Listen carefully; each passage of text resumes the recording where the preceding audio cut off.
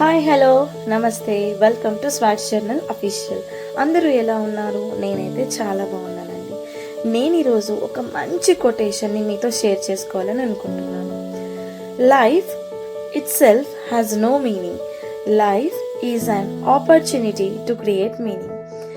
So జీవితానికి ప్రత్యేకంగా ఒక అర్థం అయితే ఉండదు. మన లక్ష్యం ఏదైతే ఉంటుందో దాని మీద ఆధారపడి ఉంటుంది. అప్పుడే జీవితానికి ఒక అర్థం ఉంటుంది.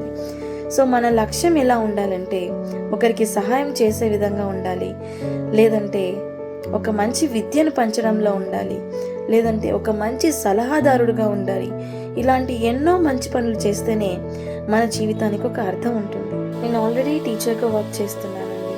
సో నాకు తెలిసిన నాలెడ్జ్ని నా స్టూడెంట్స్కి షేర్ చేస్తున్నాను. మరి మీరు ఎలాంటి లక్ష్యంతో ముందుకెళ్తున్నారు మీ జీవితంలో? కమెంట్ చేయండి. And don't forget to like, share and subscribe to my channel.